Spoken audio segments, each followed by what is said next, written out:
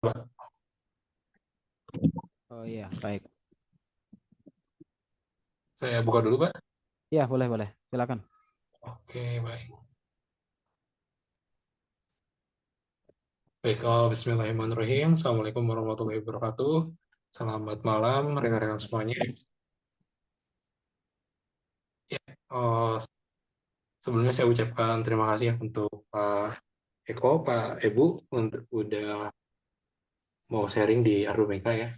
Ini kegiatan kita kalau dari perhitungan yang udah sempat ikut, udah sempat pematerian mungkin udah sampai 120 ya. Jadi kurang lebih sudah sampai 120 kegiatan di Ardumeka.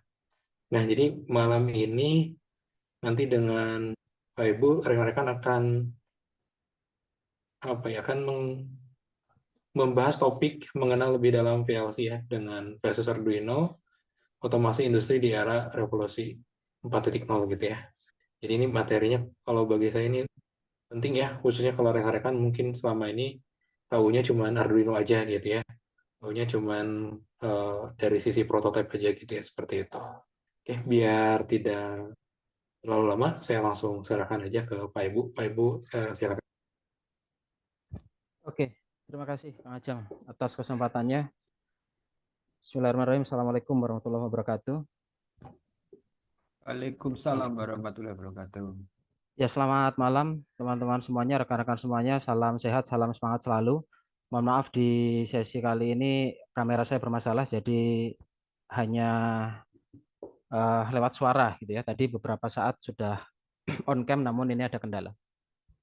Oke, syukur Alhamdulillah Rabbil Alamin di malam hari ini kita bisa berkumpul di Zoom ini ya dalam keadaan sehat untuk belajar bersama, sharing bersama tentang topik yang akan saya bawakan yaitu mengenal lebih dalam PLC versus Arduino, yaitu menjadi subjudul ya, subjudul di otomasi industri era revolusi industri 4.0 ya. Dan kali pertama saya memperkenalkan dulu ya, nama saya Eko Budi Utomo, bisa dipanggil Pak Ebu ya. Saya dari PENS, dosen staf pengajar di Politeknik Elektronika Negeri Surabaya, Teknik Mekatronika dengan beberapa aktivitas praktisi industri dengan uh, controller industri seperti merek yang saya tampilkan ya, seperti di Siemens, Schneider, Beckhoff, Canon, Omron, Rockwell Automation ya, di Allen Bradley, Vesto dan sebagainya.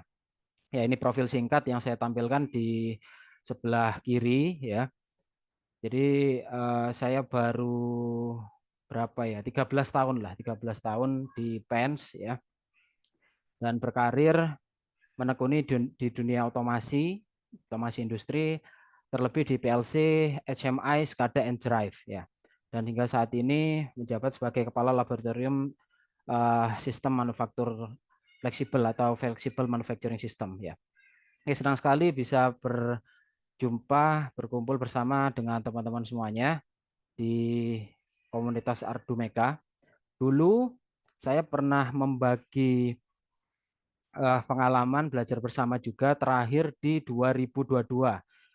Ada sekitar 4 kali dalam 1 bulan di 2022, 11 Maret, 18 Maret, 25 Maret yang saya sharing saat itu adalah tentang PLC juga ya, automation ada di PLC Outsil, kemudian membuat mini SCADA dan mungkin tersedia rekamannya di YouTube ya. Jadi ada 3 sesi yang sudah saya apa namanya dalam 120 kegiatan yang disebutkan oleh Kang Ajeng tadi, sekitar 4 atau 5 kali kelima ini saya online ya begitu. Oke. Jadi setelah 2022 saya vakum ya, tidak eh, online atau webinar membagi belajar bersama gitu ya, dan alhamdulillah di 2025 ini kembali untuk aktif kembali ya. Oke. Di malam ini kita akan membahas beberapa poin ya teman-teman ya, yaitu pengenalan otomasi industri, pengetahuan dasar PLC, sensor industrial dan perkembangannya, aktuator industrial, HMI SCADA di revolusi industri 4.0, kemudian Arduino versus PLC di poin 6, dan saya sampaikan transformasi otomasi industri di era 4.0 ini ya. Jadi selama 45 menit ke depan dan dilanjutkan 1 jam 10 menit ya hingga hingga pukul 21 insya Allah ya. Kita akan membahas poin-poin ini ya. Oke. Dan saya kembali sebentar ke judul. Ini kenapa saya menggunakan kata-kata mengenal lebih dalam, karena saya anggap di sesi ini saya tidak terlalu dasar untuk memperkenalkan otomasi industri ya. Ada set poin awal saya atau harapan saya kepada teman-teman bahwa yang akan saya sampaikan ini adalah tidak terlalu dasar ya. Artinya ada kondisi di mana pengetahuan otomasi industri itu yang lagi tren atau yang sedang dihadapi sekarang ya. Jadi itu saya sebut mengenal lebih dalam, bukan pengenalan PLC Arduino secara sangat basic gitu ya, namun bersifat lebih ke dalam atau spesifik membahas hanya berfokus di programmable logic control all brand ya. All brand itu all merek, baik teman-teman yang sudah mengenal Siemens, Mitsubishi, Omron, Beckhoff dan sebagainya begitu ya, atau yang masih memulai belajar menggunakan microcontroller berbasis Arduino atau STM32 atau mikrokontroler 32 bit yang lainnya atau Raspberry Pi, Mini PC, Panda Board dan sebagainya juga boleh ditanyakan begitu ya. Dan ini ada pembatas garis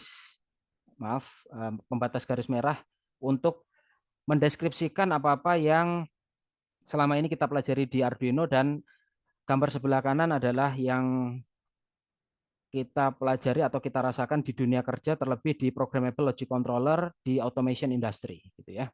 Oke, saya maju mundur pembahas slide ini ya, mohon maaf. Oke, jika ada pertanyaan bisa diketikkan di kolom chat, nanti saya akan menjawab dengan insya Allah dengan detail ya berdasarkan pengalaman saya. Yang mau bersuara langsung ketika nanti selesai saya menjelaskan juga diperbolehkan ya. Nah, poin pertama adalah pengenalan otomasi industri bagi teman-teman yang sekolah, kuliah di bidang otomasi industri, teknik elektroindustri, elektronika, atau mempunyai hobi untuk mempelajari otomasi industri, gitu ya, atau dari bidang lain, dari informatika, dari apapun irisan bidangnya, gitu ya. Di era 4.0 ini selalu beririsan. Kita nggak bisa berdiri sendiri dari kalangan-kalangan yang IT atau yang OT, ya. IT ini adalah information technology, yang OT adalah operational technology gitu ya. Operational technology ada banyak, ada orang-orang microcontroller, ada orang-orang embedded, ada orang elektronik, ada power system dan sebagainya, telekomunikasi, yaitu untuk ke level yang dinamakan sensor and signal atau production process ya. Semua yang kita hadapi di lapangan misalkan yang bersifat otomatisasi ya, baik otomatisasi yang bersifat biasa atau otomatisasi yang bersifat industri ya. Jadi kalau ada dua kata, otomasi industri, ini ada dua kata nih. Ada otomasi, ada industri. Artinya yang dilakukan oleh teman-teman mungkin skala belajar di dalam lab di atas meja untuk peralatan-peralatan yang di setup itu bisa saja dia otomasi. Tapi belum tentu dia bersifat industrial ya, belum tentu bersifat industrial. Nah, ada spesifikasi tertentu, requirement tertentu, permintaan tertentu sebuah sistem dikatakan sebagai otomasi industri gitu ya. Apakah suara saya putus-putus tidak jelas? Ada yang konfirmasi lewat chat? Aman, aman, aman, Oh aman. iya, berarti satu pihak saja dari kendala jaringan di sana. Baik. Ya, biasanya kalau belajar otomasi industri itu kita dikenalkan dengan semester awal guru SMK, Bapak Ibu guru yang hadir di sini, salam hormat juga, dan teman sebaya saya dosen juga hadir, dan senior expert yang hadir di sini, kakak kelas saya senior juga hadir. Biasanya kita akan berawal atau mengawali pemahaman itu dari automation pyramid. Ada piramida otomasi ya. Di level 0 itu belajar sensor and sinyal. Sensor itu ada banyak ya. Ada sensor-sensor yang bersifat hobis, grid hobi, yaitu untuk hobi-hobi saja, untuk mencoba gitu ya. Ada yang industrial. Nanti di slide-slide berikutnya akan cukup banyak saya akan menjelaskan gitu ya. Dan juga kalau ada sensor berarti ada aktuator. Aktuator itu berarti pengaktuasi. Dia bisa berupa motor, bisa berupa lampu, bisa berupa katup dan sebagainya, gitu ya. Nah, peralatan-peralatan itu atau device-device itu atau komponen-komponen itu naik ke level 1 dibaca oleh programmable logic controller atau microcontroller ya. Adik-adik teman-teman punya sensor nih gitu ya. Kemudian dibaca oleh microcontroller, terus naik lagi tuh ya, naik lagi ke penampil visualisasi yang disebut HMI atau Human Machine Interface gitu ya. Di sini ada Human Machine Interface atau SCADA ya. Bedanya kalau HMI itu dia biasanya hanya penampil biasa, hanya menampilkan proses atau kita memberikan perintah aktuasi, ada gambar push button, ada gambar lampu, ada gambar pipa, ada gambar dan sebagainya. Kalau kita klik bersifat touch gitu ya, touch screen, dia akan menghidupkan sesuatu ya, baik itu motor dan sebagainya. Nah, kalau SCADA itu kepanjangan dari Supervisory Control and Data Acquisition, dia bentuknya adalah software ya. SCADA bukan hardware, bukan apa namanya suatu apa namanya hardware gitu ya, tapi dia berupa software atau manajemen kumpulan beberapa PLC atau HMI yang membentuk memang kontrol supervisory gitu ya. Jadi kalau HMI biasanya belum tentu dia SCADA, kalau dia SCADA 90% dia memang berbentuk HMI dan manajemen yang lainnya gitu ya. Nah, di samping kiri ini juga diterangkan bahwa orde atau timing yang terjadi di sensor and sinyal itu biasanya mikrosekon atau milisekon, bahkan yang sekarang sudah berorde nanosekon. Jadi cycle time clock controller yang beredar sekarang itu sudah mencapai nanosekon untuk yang beredar di atau mengolah sensor ya. Kemudian untuk pembacaan per detik orde detik itu dilakukan di monitoring and supervisi ya. Kemudian di orde menit dari beberapa HMI dan SCADA itu menghasilkan data yang diolah berikutnya di level 3 dinamakan manufacturing execution system. Di sini biasanya dilakukan penjadwalan sistem kapan off, kapan on dan manajemen safety. Kemudian apa namanya? Database, recording, logging untuk melihat tren-tren yang terakhir dikirim ke level 4 atau ERP atau Enterprise Resource Planning. Ini biasanya bersifat business planning dan logistik ya. Kemudian finance, kemudian manajemen secara horizontal ya, baik itu distribution, kemudian apa namanya proses dan sebagainya. Ini biasanya ordernya adalah hari gitu ya. Nah, ini gambaran awal teman-teman ya. Untuk saya bisa menunjukkan PLC itu ada di level 1 ya, di level 1. Yang akan kita bahas itu di level 1. Artinya nanti bisa naik turun, bisa sedikit membahas di level 2 atau sedikit membahas di level sensor dan aktuator begitu ya. Tapi tidak terlalu jauh untuk masuk ke layer application gitu ya untuk sebuah automation. Jadi murni lebih banyak nanti yang kita bahas adalah sensor PLC HMI, sensor PLC HMI seperti itu ya. Oke, next. Nah, otomasi industri teman-teman ya, itu biasanya saya membedakan atau membaginya menjadi beberapa jenis. Ada factory automation ya, kemudian ada proses automation dan ada building otomasi. PLC itu tidak hanya digunakan untuk kontrol di pabrik, tidak hanya digunakan untuk spesifik proses seperti di thermal plant, pembangkitan Jawa Bali misalkan PJB atau apa namanya pembangkit yang lain, tetapi juga digunakan untuk building ya. Di otomasi pabrik dimungkinkan ada proses kesatuan dari assembly, kemudian machining, packaging, filling, printing dan sebagainya. Jadi misalkan nih gambarannya sebuah pabrik botol pabrik air mineral gitu ya. Itu berarti dari proses membuat botolnya, ada moldingnya, diisi cairan, dikasih tutup, dikasih label, ditumpuk, disusun, didistribusikan, itu adalah pabrik gitu ya. Berarti ada lengan robotnya, ada konveyornya, ada forkliftnya, ada AGV-nya, automatic guided vehicle-nya dan sebagainya. Itu adalah otomasi yang pabrik gitu ya. Kemudian kalau yang otomasi proses yang bersifat proses automation yaitu chemical, pabrik obat, pabrik infus, pabrik vitamin, pabrik masker dan sebagainya. Ini termasuk yang proses. Dia spesifik untuk proses itu saja. Gitu ya.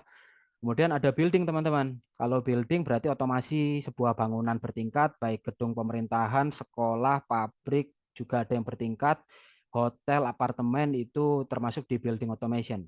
Berarti di dalamnya juga cukup banyak. Kita akan melihat lighting control, kemudian security, access control, HV, AC system, dan sebagainya. Itu pasti masuk ya. Setidaknya ada listrik masuk, air masuk, dan gas masuk gitu ya. Berarti PLN masuk, PDAM masuk, dan PGN perusahaan gas negara juga masuk. Ya. Dan itu mengaturnya biasanya ada kontrolernya sendiri. Saya akan katakan juga ada PLC-nya, tapi PLC-nya biasanya spesifik atau menggunakan PLC secara umum juga beberapa ada gitu ya. Oke, ini sebagai wawasan lebih dalam mengenai otomasi industri. Jika dalam penjelasan saya memunculkan pertanyaan, silakan diketik sebanyak-banyaknya di kolom chat ya. Oke, next.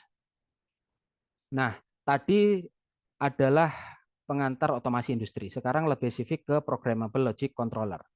Jadi teman-teman, yang dimaksud PLC itu bentuknya seperti ini, yaitu suatu perangkat elektronik yang dapat diprogram untuk mengontrol dan memantau proses-proses industri. Jadi ada kata kuncinya sih, ada kata kuncinya nih, yaitu industri. Bentuknya seperti ini, kotak seperti ini, ada terminal input, ada terminal outputnya, kadang ada displaynya, kadang ya, kadang ada displaynya, ada beberapa push button untuk memilih menu dari tampilan sederhananya seperti itu, ada port komunikasinya, dan ada lain-lainnya gitu ya. PLC dirancang untuk menggantikan sistem kontrol elektromekanik yang bersifat tradisional, kuno, konvensional seperti relay dan timer. Kalau dulu generasinya di revolusi industri 3.0, maaf 2.0 itu baru ditemukan listrik ya. Kalau revolusi industri 1.0 kan nggak ada listrik, hanya ada air dan uap. Air, api, uap, kereta listrik, mesin jahit yang tidak ada listriknya itu adalah revolusi industri 1.0. Masuk ke 2.0 ada listrik berarti ada motor, ada generator begitu ya.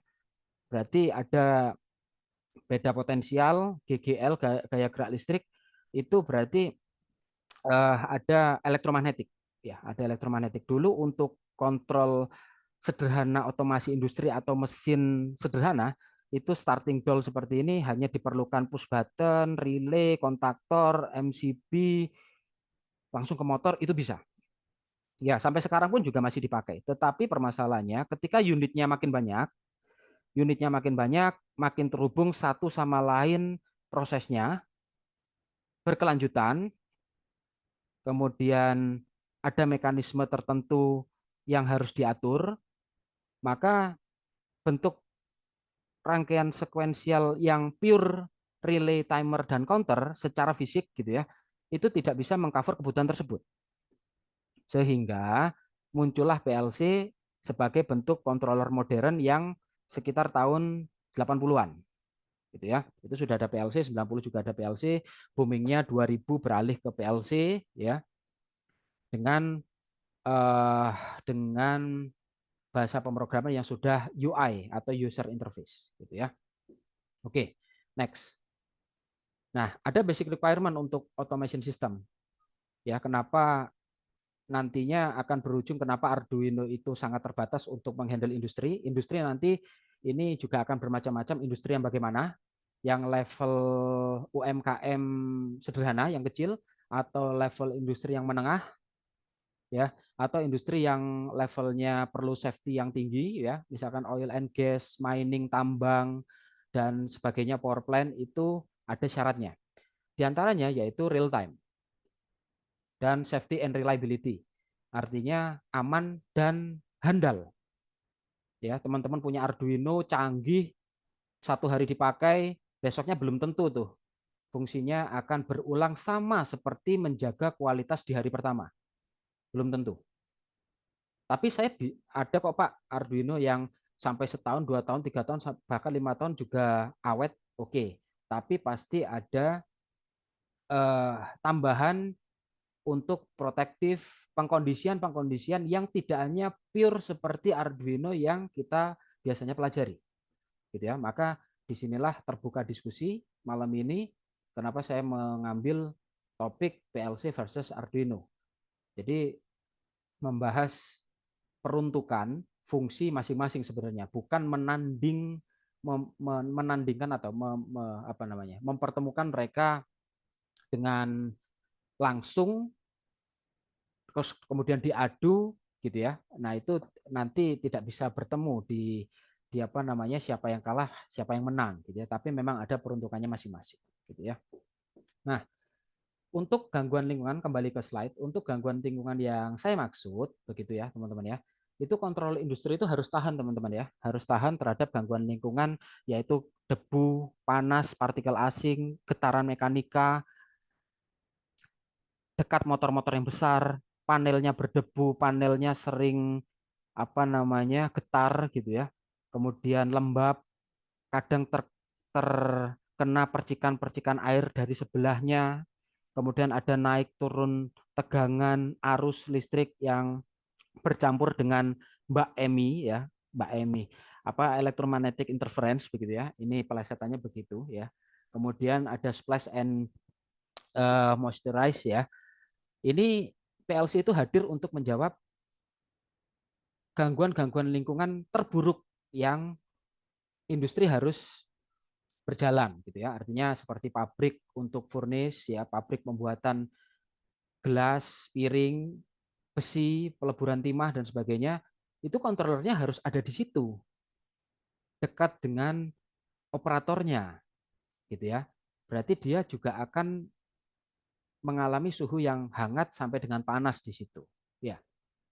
Nah, mulai terbuka wawasan Arduino yang ditempatkan untuk kontrol industri, gitu ya. Tidak untuk kontrol hanya otomasi, hanya untuk sistem kontrol sederhana, misalkan PID, fuzzy atau rule based, seperti teman-teman yang mungkin sudah buat line follower dan sebagainya, robotik, gitu ya, yang mungkin itu fungsionalnya akan bisa dapat 200% lebih fungsionalnya, tapi reliability-nya belum tentu, gitu ya. Industri ini, otomasi industri atau pabrik itu kadang fungsinya jauh dari Arduino.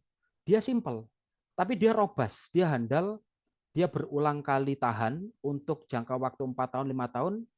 Fungsinya cuma gerakin motor, dorong barang, narik tali, narik mekanik seperti itu, tapi dia berulang dengan jangka waktu yang cukup lama. Begitulah kira-kira gambaran industrial, gitu ya. Nah, PLC tersebut dibagi menjadi dua. Ya, saya sering membahas ini. PLC itu ada yang tipe compact, ada yang tipe modular, teman-teman ya. Untuk yang tipe compact, kotaknya kecil seperti ini, seperti Omron Zen, Mitsubishi FX series, Omron CP series, kemudian Schneider Zelio dan sebagainya. Satu kesatuan seperti ini berarti power supply-nya sudah include di situ, inputnya di situ, outputnya di situ, dan otaknya juga di situ. Biasanya beberapa tidak bisa di-expand, tidak bisa ditambahi I/O-nya. I/O-nya terbatas. Kadang 8, kadang 16, kadang 24, seperti itu. Kemudian untuk menghandle, menangani I/O yang lebih dari standar ya, yang cukup banyak misalkan ratusan I/O, maka digunakan PLC tipe modular. Di mana satu kesatuan PLC itu sebenarnya kita beli sendiri-sendiri. Power supply-nya beli sendiri, input output-nya beli sendiri, otaknya beli sendiri, modul komunikasinya beli sendiri, sendiri-sendiri semuanya. Bisa saja komposisinya menjadi power supply, CPU, DI, DI, DI, DI, DI semuanya. Tidak ada DO-nya. Itu bisa. Itu boleh. Karena memang keperluannya hanya baca input. Gitu ya. Ada juga yang power supply sama CPU-nya saja. Dia tidak punya digital input, digital output. Juga boleh karena memang dia sebagai koordinator atau pengumpul data saja. Gitu ya. Berarti sangat dinamik keperluannya ya. Next. Di PLC, teman-teman akan belajar mengenal istilah DI, digital input, DO, digital output, AI, analog input, HSC, high speed counter, PWM, pulse width modulation. Pulse itu adalah pulse range, kalau PWM berarti lebar pulsanya bisa diubah, frekuensinya tetap, gitu ya. Kemudian kalau pulse itu lebar pulsanya tetap, frekuensinya bisa diubah. Ya. Kemudian ada RTC atau real time clock, kemudian EEPROM dan protokol komunikasi. Nah, macam-macam PLC mempunyai spesifikasi jumlah dari item tersebut atau fungsi tersebut bermacam-macam. Misalkan Siemens yaitu 10, 8 dan sebagainya. Ya. Oke. Nah, bagaimana dengan sensor industrial? Teman-teman di sini, Bapak Ibu guru SMK atau penghobi atau praktisi industri, mulai dari slide saya ini kita akan bahas yang biasa dipelajari oleh adik-adik siswa SMK, SMA yang hobi banget menggunakan hobbyist grade sensor untuk Arduino. Di sekolah kita belajar seperti ini. Pada saat lulus, baik lulus SMK atau perguruan tinggi atau sekolah tinggi, politeknik, universitas dan sebagainya, kita akan berhadapan dengan industrial grade, teman-teman. Ya, industrial grade ini berbeda bentuk, berbeda fungsi, berbeda pengkondisian. Maka ada hal baru yang teman-teman harus lengkapi tidak hanya di bangku sekolah, tidak hanya di bangku kuliah, tidak hanya ikut Zoom Ardumeka, tapi perlu melengkapinya mendapatkan skill industri yang meliputi misalkan kemampuan untuk memahami sensor-sensor jenis proximity, limit switch, photoelektrik, magnetik, dan sebagainya. Ya. Dan untuk keperluan instrumen itu ada banyak. Yang terpasang adalah seperti ini, teman-teman, ya. Ada flow, temperatur, pressure, dan level. Ya, dari jenis-jenis ini ada yang bersifat digital atau discrete, yaitu hanya on off saja. Ada yang bersifat analog atau bersifat transmitter, yaitu mengeluarkan besaran analog maksud saya. Begitu. Ya. Nah, kemudian berikutnya apa? Berikutnya adalah itu tadi perbandingan sensor, ya, di hobbyist grade dan industrial grade. Nah, kemudian sekarang dulu sensor itu bersifat hardwire. Hardwire itu berarti hanya bermain kabel. Bermain kabel, ada VCC, ada ground di level 24 volt, kemudian keluar outputnya. Outputnya bisa digital, bisa analog gitu ya. Nah, sekarang sensor itu mempunyai kemampuan karena PLC, sensor dan aktuator itu sudah masuk ke era revolusi industri 4.0. Ya, dia bertemu dengan Internet of Things, bertemu dengan disiplin ilmu yang lain, misalkan 3D printing, kemudian cyber security, kemudian AI dan sebagainya. Dia mempunyai ini, teman-teman, fungsi tambahan sensor itu bisa langsung lapor ke cloud. Mungkin teman-teman juga sudah mengetahuinya bahwa sebuah sensor itu ada SIM card-nya langsung. Jadi sensor itu misalkan ya ultrasonik atau level sensor. Itu sudah ada SIM card-nya, kita bisa masukkan SIM card provider internet baik itu Telkomsel kemudian dan yang lainnya gitu ya, bisa langsung lapor ke cloud tanpa harus masuk dulu ke Arduino kita, tanpa harus masuk dulu ke PLC gitu ya. Ini adalah wawasan yang perlu saya bahas bahwa teman-teman yang mungkin lahir di tahun di atas 2005 gitu ya, itu sensor-sensornya sudah bertransformasi menjadi fungsi sensor yang sudah IoT. Jangan sampai belajarnya, oh ya sensor itu dipahami sebagai sudah pasti bisa connect ke internet. Belum tentu. Ada sensor-sensor yang dulunya, sejarahnya, historinya, itu dia hardwire. Hardwire itu kawat biasa yang masih mengeluarkan tegangan atau arus. Karena sudah bertransformasi atau dilengkapi fungsinya oleh makernya, pembuatnya, maka sensor itu sudah berkemampuan IoT, gitu ya. Kemudian bagaimana dengan aktuator? Ya, aktuator itu apa sih, Pak? Aktuator itu seperti ini. Di sekolah kita belajar motor stepper, motor DC L298, motor brushless, ESC, motor servo standar, servo continuous, servo dynamic cell untuk robot-robot seperti itu, ya. Oke, ini nggak ada masalah dengan ini.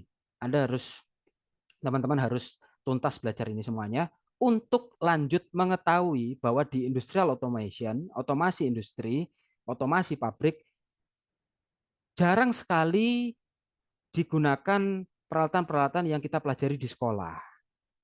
Ya, bentuknya adalah motor 3 fasa, motor 1 fasa, ada namanya VFD, variable frequency drive, ada namanya servonya bukan servo DC 5 volt tapi servo AC dan servo DC. Ada nanti hidrolik dan pneumatik gitu ya. Dan ini adalah untuk melengkapi ilmu-ilmu yang siap kerja ya. Siap kerja dan siap untuk menembus otomasi industri berdaya saing multinasional. Gitu ya. Oke, ini perbandingan hobbyist grade dan industrial grade. Terus bagaimana perkembangannya? Sama dengan tadi. Dulu untuk ini sebagai contoh saja ya. Dulu VFD atau variable speed drive itu ngedrive-nya teman-teman ya, menjalankannya, mengendalikannya inject hardwire, inject tegangan, inject arus. Nah, sekarang juga masih inject arus dan tegangan, cuman dia sudah bisa IoT juga, teman-teman. Ya. Jadi sebuah drive servo seperti ini ada port komunikasinya yang bisa di drive langsung pakai handphone bisa, lewat USB OTG bisa, atau dari komputer langsung bisa, atau sudah ada web servernya langsung diakses. Maka transformasi-transformasi bentuk fungsi seperti ini harus dipahami oleh semua kalangan, baik yang pendahulu ya Bapak Ibu guru sekalian yang hadir di sini dan siswa sekarang jangan hanya puas dengan yang diberikan oleh Bapak Ibu guru di sekolah atau di kampus. Masih banyak petualangan controller industri sekarang itu makin canggih banget gitu ya. Makin banyak produknya, makin banyak bisa berkreasi kita dengan industrial control gitu ya. Oke, next. Wiring electrical. Dulu wiring electrical itu udah pasti ada DIN-rail, ada kabel dak, ada panel seperti itu. Untuk bisa menuju ke PLC itu berarti kan dari sensor masuk ke PLC, keluar PLC ke motor. Nanti ada sensor lagi masuk ke PLC. Berarti kan satu persatu. Ya. Sekarang, saya tidak menyebut sekarang, ini sekitar tahun 2014 lalu ya. Setahu saya 2014 2013 salah satu merek itu memperkenalkan wiring PLC dengan teknologi bus. Jadi kalau kita punya sensor, punya push button, itu tidak langsung masuk ke PLC, tapi langsung masuk ke kawannya, di sebelahnya. Dari push button 1, bisa masuk ke push button 2, bisa masuk ke relay 1, bisa masuk ke kontaktor. Dia adalah teknologi bus, sehingga rangkaiannya akan terpangkas rapi, sangat jarang kabel yang bertumpuk seperti mie, seperti ini, seperti mie, ya mie goreng, mie rebus seperti ini, tetapi dia akan rapi ya. Sebenarnya ini juga kabel, Pak. Ya, memang ini kabel, tapi kan menjadi teknologi bus, tidak hanya hardwire 24 volt, 0 volt, data dan sebagainya. Gitu ya. Nah, wiringnya akan menjadi seperti ini. Jadi dia ada seperti konektor misalkan sebut saja IDC konektor 2x10 atau 2x5 begitu ya. Tinggal setiap kontaktor ini punya identitas, punya ID, punya alamat gitu ya. Nah, apa namanya bentuknya seperti ini. Ya. Oke, lanjut next. Bagaimana dengan PLC? Ya, PLC teman-teman, dulu PLC itu ya PLC sama dengan yang kita pelajari sekarang, yaitu dari port inputnya terhubung ke push button, push button, push button, gitu ya, terhubung ke limit switch dan sebagainya. Outputnya terhubung ke relay, relay, relay, gitu ya, diprogram oleh sebuah komputer untuk menjalankan fungsi tertentu. Oke, nggak ada masalah dengan itu. Sekarang fungsinya tidak hanya itu, teman-teman. PLC itu sudah di-embed web server, ya. Jadi web server itu bisa kita akses kita akses langsung dari PLC-nya. Dan dia juga sudah bisa porting langsung library misalkan MQTT, kemudian uh, IoT protokol yang lain. Kita bisa embed langsung tanpa menambah gateway. Gateway itu adalah device tambahan yang menjadi jembatan atau perantara atau penghubung kita dengan cloud dengan PLC. Sekarang langsung jadi satu. Ya enggak sekarang amat sih. Sudah 2014, 2015 sudah seperti ini. Sudah 10 tahunan. Ya, seperti itu. Ini perlu dipelajari, perlu agar kita tidak terlalu terlambat untuk mengetahui perkembangan sekarang dan segera memakainya baik di rumah sendiri atau di sekolah, gitu ya. Oke, next. Bagaimana dengan HMI? HMI itu kepanjangan dari Human Machine Interface, interaksi manusia dengan mesin, gitu ya. Next. HMI bentuknya seperti ini, teman-teman ya. Sebuah layar monitor bisa touchscreen, bisa tidak touchscreen yang menampilkan proses. Ya, dulu diprogram untuk memunculkan proses-proses status monitoring dari lampu, sensor dan sebagainya. Sekarang juga masih seperti itu, teman-teman, tetapi fungsi IoT-nya sudah include, bisa dimonitoring dari mana saja. Dari handphone, dari PC, handphonenya atau kliennya juga masih apa namanya juga ada banyak gitu ya. Langsung ter apa namanya termasuk di situ fungsi-fungsi semuanya gitu ya. Oke, next.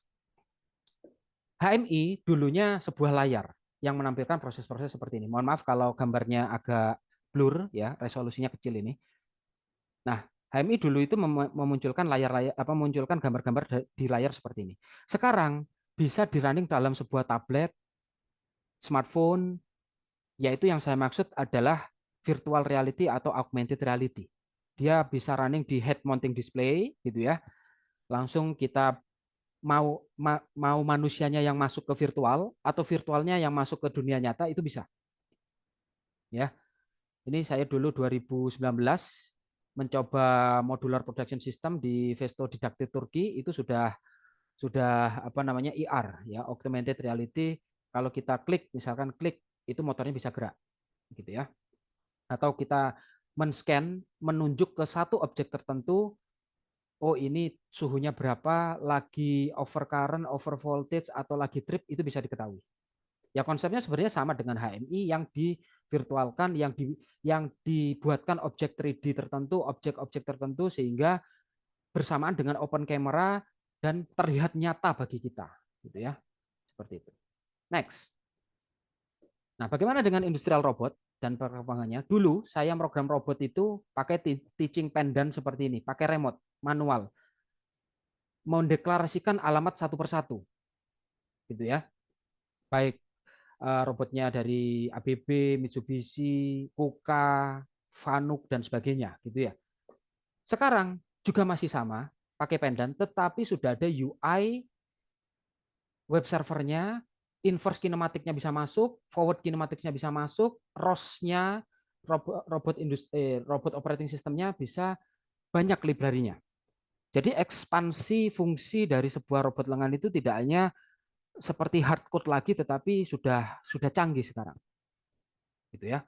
Sudah enak untuk mendapatkan library-nya. Dulu kalau saya mau mendevelop apa namanya bentuk 3D seperti ini, nyari apa namanya ROS-nya, library-nya itu sangat sulit. Sekarang mudah, banyak pengembangnya, banyak karena di revolusi industri 4.0 ini ya. Jadi semuanya bersinergi lah gitu ya. Sumber udah mulai banyak sumber belajar. Kalau dulu sangat sedikit gitu ya. Oke, next. Nah, bagaimana dengan Arduino versus PLC? Ini saya tidak menyiapkan slide secara langsung sebenarnya, tapi tanya secara singkat di salah satu apa namanya ya platform AI lah, ChatGPT atau DeepSeek atau Meta AI begitu ya. Kali ini saya meng-screen capture saja baru tadi gitu ya. Tujuan saya menampilkan ini adalah membuka diskusi di tanya jawab gitu ya. Jadi ini saya biarkan di slide ini memang hanya seperti theoretical gitu ya, tetapi nanti tanya jawabnya agar bersifat experience begitu ya. Nah, di sini disebutkan teman-teman ya. Di sini disebutkan perbedaan apa sih perbedaan PLC dan Arduino itu? Perbedaan utamanya adalah PLC itu dirancang untuk pengendalian proses industri. Sedangkan Arduino dirancang untuk proyek-proyek yang bersifat do it yourself ya. Artinya untuk prototyping, untuk TKT di bawah level 7 gitu ya. Nanti TKT itu adalah tingkat kesiapan teknologi. Jadi mungkin ada beberapa pemilik startup di sini yang sudah handal mengembed menanam Arduino-nya sehingga bisa berlevel TKT 5, TKT 6 ya. TKT 5 itu untuk kesiapan di running di skala laboratorium dan lingkungan yang sebenarnya tetapi tidak berulang gitu ya. Itu mungkin bisa, tetapi PLC hadir sudah dengan TKT minimal 8 yang memang sudah dari histori pengembangnya dulu ya, sudah menghandle banyak plan di sektor oil and gas, mining, tambang dan sebagainya itu. Jadi dia sudah handal memang untuk apa namanya menerima masukan-masukan untuk perbaikan PLC tersebut. Jadi sudah handal, gitu ya. Ini makanya disebutkan pengendalian proses industri, teman-teman ya. Terus kapasitas pengolahan datanya lebih besar dan kompleks, sedangkan Arduino memiliki kapasitas yang terbatas. Arduino di sini tolong diasumsikan masih menjadi dua asumsi. Arduino yang mana dulu nih? Arduino hardware atau Arduino programming? Karena Arduino itu bisa bersifat hardware-nya bisa dilihat dari Arduino Nano, Arduino Mega atau Arduino X Mega misalkan seperti itu, ya kapasitasnya bisa besar bisa kecil. Gitu ya, bisa besar bisa kecil. Tapi kalau PLC memang dihadirkan untuk skop yang ekspansinya bisa menghandle ratusan I/O, ratusan input output, bahkan ribuan. Gitu ya, dan skalanya sudah industrial. Nah, keamanan di sini yang dimaksud adalah keamanan level hardware ya. Jangan mempertanyakan keamanan yang levelnya itu level security software atau mungkin jaringan atau ke IoT. Yang saya maksud di sini adalah enkripsi data dan protection program yang didownloadkan atau yang dimasukkan dalam PLC. Itu yang disebut keamanan. Gitu ya. Kemudian perbedaan teknis nih, teman-teman. PLC menggunakan bahasa standar pemrograman ladder atau FBD atau STL, sedangkan Arduino menggunakan C. Sebenarnya bahasa pemrograman ini sudah diatur di IEC 61131, ada standar bahasa pemrograman yang mengatur industrial automation, gitu ya. Mensyaratkan sebenarnya seperti ini, utamanya mensyaratkan adalah di industrial automation itu mensyaratkan program yang dibuat oleh programmer sebelumnya itu bisa dilanjutkan oleh programmer setelahnya. Artinya bentuk bahasa pemrogramannya itu bisa diupload atau dikembalikan atau direkonstruksi ulang menjadi bentuk semula. Contoh misalkan, ya. Selama ini Arduino kita menggunakan editor bahasa misalkan C, gitu ya, atau C++, akhirnya menjadi file.hex. Kemudian di upload dikirim ke microcontroller, runninglah dia. Kemudian apakah bisa .hex itu dikembalikan dalam bentuk si program seperti halnya di awal? Gitu ya. Itu pertanyaan pertama. Dibandingkan dengan PLC yang memang didesain untuk misalkan kita punya pemrograman ladder. Isinya satu normally open sama satu normally open dan satu output. Kemudian didownloadkan ke PLC. Nah, program yang sudah didownloadkan ke PLC itu bisa dikembalikan lagi, teman-teman. Kita ambil, bisa direkonstruksi ulang, dikembalikan dalam bentuk semula itu bisa. Gitu ya. Artinya prosesnya berbeda, interface-nya tatap mukanya berbeda. Gitu ya. Ini harus memenuhi syarat itu. Dan juga pada saat memprogram Arduino, pada saat kita pakai Arduino, apakah bisa melakukan fungsi debugging? Maksudnya debugging itu proses diagnostik itu yang salah, yang rusak, port mana? Apakah bisa? Jawabannya adalah bisa, tetapi kita harus menanam sendiri serial print, serial untuk mencetak keterangan-keterangan atau status-status dari register-register, dari alamat-alamat, dari I/O yang memang kita perlukan. Gitu ya, bisanya bisa, tetapi itu tidak tersedia secara instan, gitu ya. Nah, PLC itu sudah tersedia dia, ya. Dia sudah menyediakan fungsi itu, misalkan ada error motor overload di I/O, di jalur output nomor 56 atau nomor 77. Itu bisa menginformasikan ke kita sehingga langkah untuk operator atau tenaga maintenance itu mengetahui troubleshooting yang terjadi itu cepat. Kenapa harus cepat? Industri itu harus cepat, harus tahan karena setiap menitnya adalah berorientasi profit atau laba atau cuan atau untung. Sehingga ada downtime atau waktu tunda sebesar misalkan lebih dari 10 menit, maka itu sudah dikalikan dengan puluhan juta atau ratusan juta. Jadi trouble-trouble di industri itu atau di PLC langsung bersifat plug and play. Ketika satu modul digital output rusak atau analog outputnya rusak, itu langsung diganti satu set itu dicabut dan langsung dipasang, diganti, di replace menggunakan slot modul yang baru. Tanpa seperti langkah yang kita lakukan, oh ya kita akan melakukan pengetesan, pengukuran di port A0, port D4, port D3, apakah dia level tegangannya turun 5 volt. Nah, ini berapa menit nih? Harus melepas modul, harus melepas casing, melakukan pengukuran, mencarikan komponen pengganti. Enggak seperti itu industri. dilepas dulu komponen yang rusak, nanti komponen yang rusak itu masuk ke bagian maintenance tersendiri, ada ruangnya sendiri. Nah, tapi proses produksi utama harus tetap jalan, sehingga pabrik itu selalu punya stok atau cadangan atau backup PLC dan modul-modulnya lebih dari 2 biasanya untuk menghandle proses produksi yang harus jalan terus. Ya, produknya akan dipakai terus.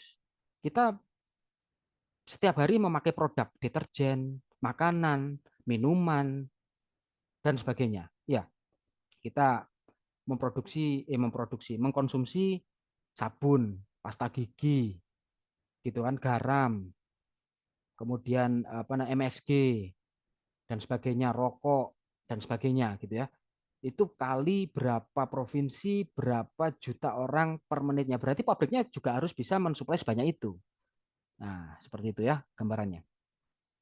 Nah, kemudian dilanjutkan perbedaan fisik memiliki bentuk yang lebih besar. Ini kalau ini relatif sih. Karena PLC itu sekarang sudah mengecil ukurannya karena teknologi semiconductor itu sudah transistornya ukuran kecil ya, ukuran nanometer, sehingga mempengaruhi sekali seperti kita mempunyai mini PC dengan PC build up yang besar itu ya. Itu kan motherboard yang besar itu perbandingannya cukup jauh. Ya PLC juga seperti itu. Ada yang tipis-tipis sekarang I/O-nya tetap gitu ya, tetapi bentuknya lebih lebih kecil gitu ya.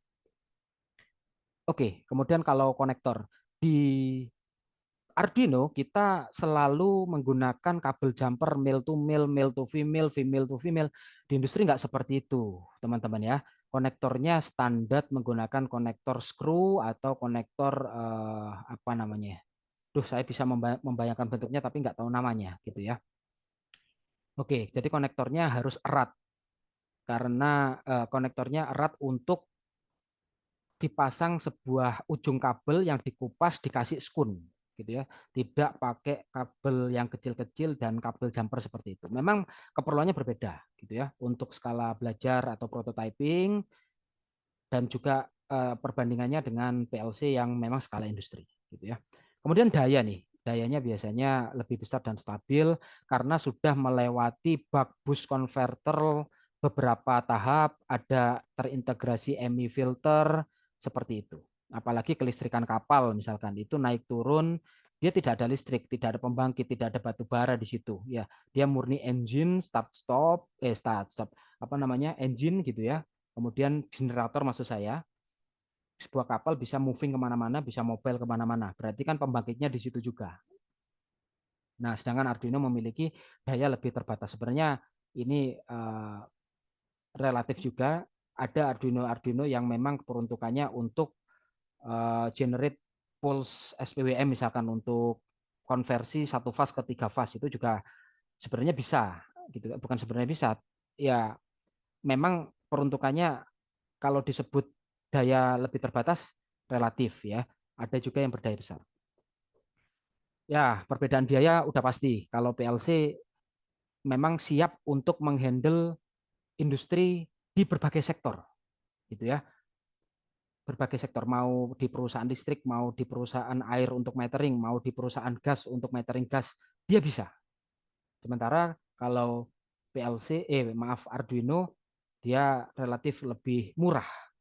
Ya, ada Arduino industrial misalkan Opta, Controlino dan sebagainya, ya memang itu diperuntukkan untuk industri sebagai bentuk perbaikan, bentuk baru, protektif baru yang sudah disertakan untuk mengadaptasi kebutuhan industri. Ya, memang gitu ya. Tapi masih jauh dengan PLC-PLC yang branded yang sudah merajai fungsi untuk menghandle semua sektor ya, baik pengeboran minyak lepas pantai, kapal, kapal laut, kemudian apa namanya beberapa yang lain gitu ya, aerospace dan sebagainya.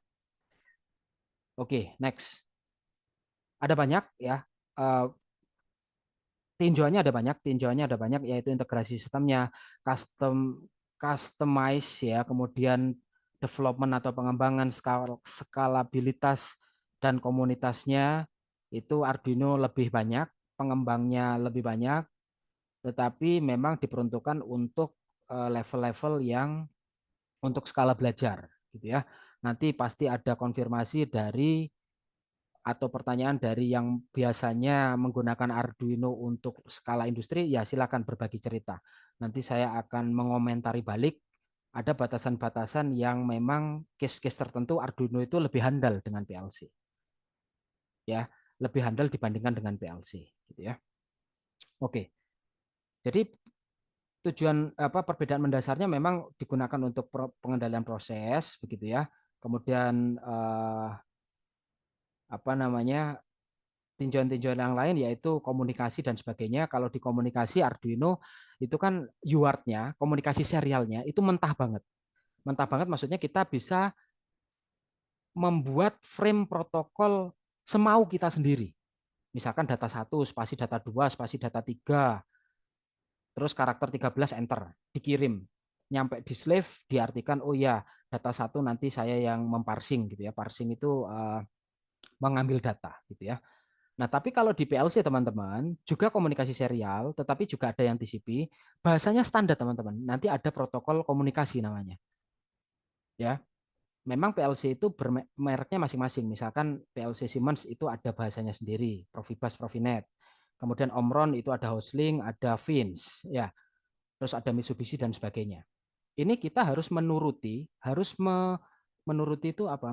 Mengikuti bahasa mereka untuk bisa ngobrol dengan mereka. Jadi nggak semaunya kita berbekal library Arduino bisa connect dengan PLC itu terbatas. Ya karena sistem PLC close, tertutup untuk kalangan-kalangan mensupport industri yang memang tujuannya adalah orientasi ke proses produksi mereka. Gitu ya. Oke. Next. Saya next saja gitu ya. Nanti kalau ada pertanyaan saya kembalikan ke poin-poin ini karena waktunya terus berjalan. Sekarang informasi waktu, oh iya, sudah kurang 5 menit lagi dari timeline desain waktu saya, begitu ya.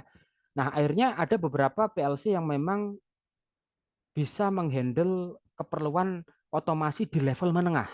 Saya katakan di level menengah, tidak terlalu bawah ya.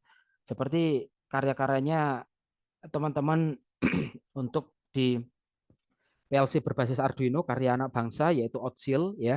Ada bersatu dengan panel industri seperti ini. Ini foto miliknya beberapa peserta yang hadir di sini. Tadi saya lihat ada, nanti silakan bersuara ya, open mic untuk kontrol dust collector ya, untuk ngedrive inverter secara langsung, untuk ngedrive SSR ya, solid state relay ya. Kemudian ada modul prototype seperti ini boleh, ini bisa. Dan ini tahan, tetapi ini merupakan skala kecil dari tanda kutip istilah otomasi industri secara luas. Ini masih bagian kecil karena otomasi industri secara luas itu masih ada konfigurasi redundant. Redundant itu bisa ada master slave-nya, otaknya dua. Kalau otak pertama gagal, dia akan di-switch ke otak kedua. Kalau otak kedua gagal, dia akan di-switch ke otak pertama, seperti itu. Dan semuanya harus retentive atau retain. Nilai terakhirnya harus disimpan semuanya. Dan fungsi-fungsi seperti itu tidak dipunyai atau tidak di-cover dengan foto-foto atau dokumentasi yang saya tunjukkan saat ini. Jadi hanya fungsi kecil dan terbatas. Itu Arduino mampu. Microcontroller mampu. ATmega mampu. STM32 mampu. Dengan dibekali filter-filter isolated yang memang tahan terhadap gangguan industri yang saya sebutkan tadi. Begitu teman-teman. Ya, kira-kira begitu. Nah, kemudian next, transformasi nih. Ini adalah slide terakhir, 2 slide terakhir.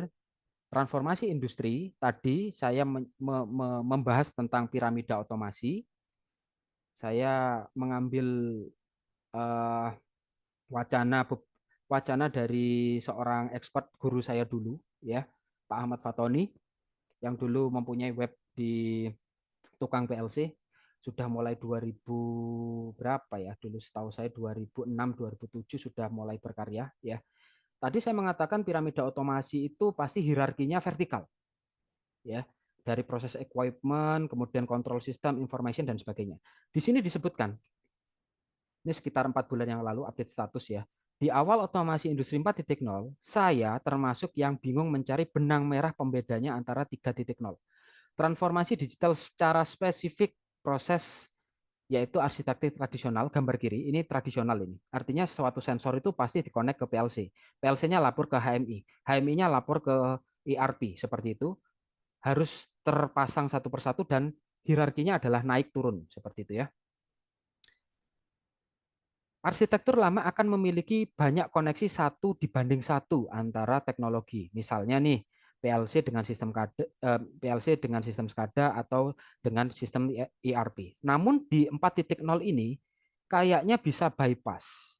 Artinya itu langsung loncat dari sensor langsung lapor ke IoT, dari HMI bisa lapor ke IoT. Disebutkan di sini memberi nama data secara namanya UNS atau Unified Namespace, arsitektur 4.0 yang memungkinkan kita untuk mengintegrasikan setiap alat secara langsung.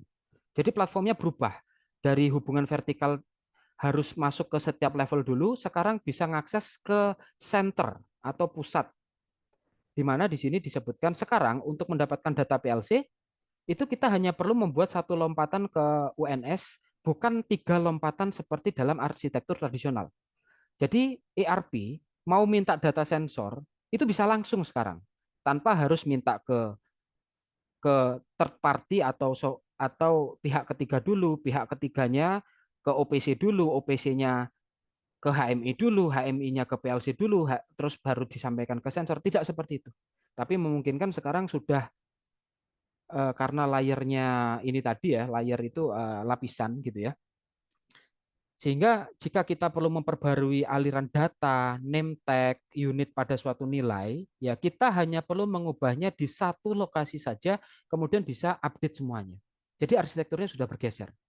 Arsitektur di 3.0 yang tadi saya sampaikan piramida otomasi, di kurikulum pembelajaran yang disampaikan di politeknik, di universitas, di institut, dan sebagainya itu, sekarang arsitekturnya berubah. Gitu ya. Dan ini belum masuk menurut saya belum masuk ke kurikulum atau sudah masuk tetapi implementasinya masih di bawah 30% untuk wawasan-wawasan seperti ini. Oke, begitu teman-teman ya. Next, sesi saya sudah habis. Itulah materi yang tidak saya siapkan secara khusus. Itu adalah slide-slide yang saya gunakan dalam pelatihan-pelatihan saya di beberapa tahun lalu. Kemudian saya berinisiatif untuk membaginya dengan teman-teman di malam ini, gitu ya. Oke, saya secara desain waktu jam 20.20 kita akan memulai tanya jawab ya sampai dengan sekitar 21.15. Saya kembalikan ke moderator, Pak Kang Ajeng bisa membantu saya untuk tanya jawab. Maaf, kamera saya nggak bisa ini ya.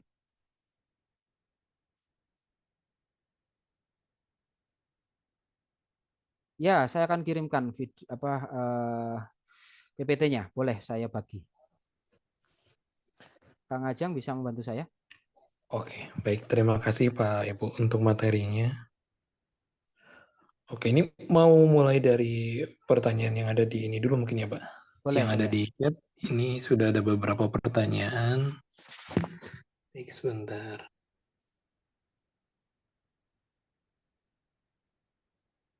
Oh ya, ini ada dari Mas Ahmad Tegar Fauzi ya. Dia menanyakan apakah peletakan PLC di sebelah kontaktor itu berpengaruh ke PLC-nya. Itu Pak. Iya. Langsung dijawab atau gimana ini teknisnya? Boleh aja ya, langsung jawab ya. Boleh langsung aja Pak. Iya.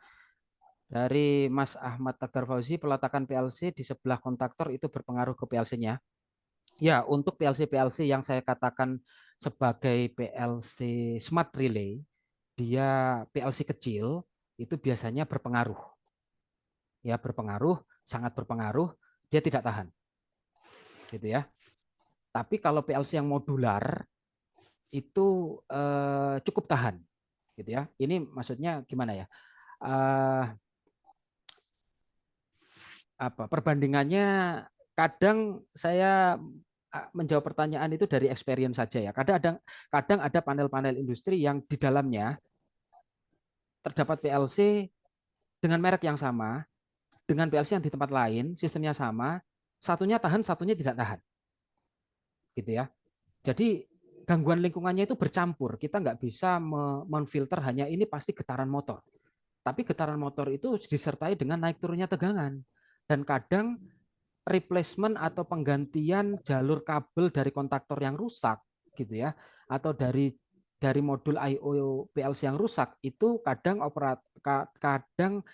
teknisinya salah pasang seperti itu gitu ya. Jadi jawaban saya mungkin nggak bisa spesifik, hanya general saja. Kalau pertanyaannya berpengaruh, saya katakan itu berpengaruh ya, baik dalam hitungan 1 bulan normal, kemudian bulan keduanya tidak normal, kemudian hanya beberapa hari gangguannya itu sangat mengganggu, nanti hari keempat normal lagi seperti itu. Tapi kan kita katakan ada pengaruh di situ. Ya, makanya biasanya dalam satu tatanan panel PLC panel kontrol itu ada sendiri, panel power ada sendiri. Panel power berisi circuit breaker, kontaktor, VFD itu ada di situ, panel kedua. Nah, untuk yang levelnya 220 ke bawah, yaitu termasuk 24 volt DC, itu panel kontrolnya ada sendiri. Jadi biasanya dipisahkan. Ya juga tergantung makernya, biasanya dijadikan satu juga juga ada. Begitu jawaban saya, Mas Ahmad Tegar, gitu ya. Oke, lanjut. Oke, baik, Pak. Berikutnya ini dari, ini Mas apa Mbak ya? Ini dari Mbak mungkin ya, Mbak Naswa.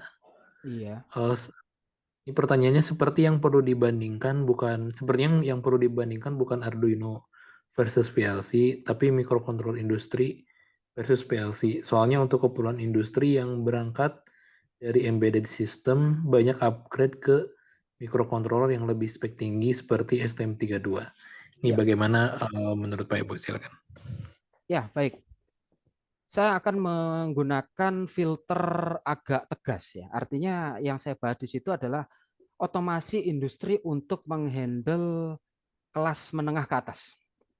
Ya, artinya di situ gangguan lingkungannya udah pasti terasa, udah pasti ngedrive motor 3 fasa, udah pasti ngedrive servo, udah pasti ngedrive pneumatik, udah pasti ngedrive hidrolik dalam waktu minimal 1 tahun. Maka di sini konsep microcontroller baik itu Arduino, STM32, sepengalaman saya tidak sampai 20% masuk ke manufacturing atau power plant dan sebagainya. Itu. Tetapi kalau arahnya data acquisition, misalkan untuk akuisisi sensor, kemudian di logging ya, direkam, dianalisis, itu banyak Arduino, itu banyak STM32. Tetapi kalau yang proses sekuensial, maksudnya start, stop, 3 detik kemudian on, off, penjadwalan, ini saya sebut sequential control ya, itu paling banyak adalah PLC. Maksud saya itu ya, untuk memang kalau kajiannya mau dibawa ke embedded system, banyak yang upgrade microcontroller ke spek STM32, ya itu hanya memenuhi sifat dari atau ketentuan dari kemampuan otaknya, belum kaki tangannya, belum memorinya, belum protokol komunikasi yang di-embed di dalamnya. Gitu ya. Ada banyak hal lain dalam suatu PLC yang kompleks itu yang memang tidak dipunyai oleh skala microcontroller. Seperti itu. Ya, silakan feedback balik. Ya. Ya, Kang Ajang, lanjut. Baik, berikutnya dari Mas Maulana. Saya mau buat alat ukur isi tube mill yang berputar menggunakan sensor suara dan atau getaran yang masuk ke ESP32 yang menempel ke body mill tersebut. Kemudian dikirim secara wireless ke ESP32, dekatnya jarak 10 meter. ESP32 penerima kemudian mengirim sinyal 4 sampai 20 miliampere sama dikonversi ke 0 sampai 100% ke PLC Siemens. Iya. Sensor apa yang kira-kira bisa saya pakai, Pak? Mohon pencerahannya. Oke, menuju ke pertanyaan langsung di poin terakhir. Sensor apa yang bisa kira-kira saya pakai gitu ya? Untuk mengukur, jadi yang ditempel di body mill-nya itu getaran ya. Memang sudah ada sensor vibrasi, grade hobby, atau 50% grade industrial. Ya, kalau bergabung di WhatsApp grup Ardomega, saya akan menjawabnya langsung nanti ya. Tapi saya tidak bisa menjawab saat ini. Ya, yang outputnya mau output tegangan ada, mau yang output arus ada, mau yang output protokol komunikasi, mau dibaca SP32 bisa, mau dibaca PLC langsung bisa. Begitu jawaban saya. Nanti saya akan kirimkan speknya. Saya tampung pertanyaannya. Oke, siap. Berikutnya dari Pak, aduh, sebentar. Nah, berikutnya dari Pak Yunani Ristanto. Maaf Pak, izin bertanya, hal apa yang membedakan antara UART mungkin ya, antara UART dan Modbus? Iya, itu yang ditanyakan adalah hard ya. Hard ini adalah eh, apa namanya modulasi arus UART ya. Saya akan katakan seperti itu ya. Saya akan share screen kembali. Ya, beda jauh. Kalau Modbus dia murni UART, TTL atau 485 atau 232. Sementara kalau hard itu adalah yang dimodulasi adalah arus 420 miliampere untuk menyatakan high dan low-nya serta frekuensi carrier-nya ya. Dari Yunani Ristanto ya. Eh, mana ya? Sebentar, saya akan share screen untuk hard itu kepanjangannya adalah hard protocol ya. Ya, Highway Addressable Remote Transducer ya. Dia bisa di googling aja atau tanya chat GPT ya atau AI itu banyak gitu ya. Dan mencari video apa namanya tutorialnya juga banyak sih gitu ya. Saya akan langsung seperti ini ya. Ini cukup menjawab pada hard itu sinyal 1010 misalkan dia tetap menggunakan apa namanya katakanlah UART ya, Universal Asynchronous Receiver Transmitter dengan tatanan 8 bit data, 1 stop bit, non parity seperti itu, tetapi dia dinyatakan dengan level tegangan high-nya ada di 0,5 miliampere mengayun plus minus 0,5. Jadi dia kariernya atau bukan kariernya nih, apa namanya sinyalnya itu dinyatakan dengan arus bukan tegangan. Kalau UART perbandingannya kan kalau UART protokol dia kan bentuk data UART itu seperti ini. UART protokol nah seperti ini kan. Kita punya apa namanya start bit ini kan tegas high low dan dalam bentuk sinyal kotak ya. Kalau ini sinyalnya analog ya dia analog gitu ya. Dan timingnya ini tegas kalau di UART.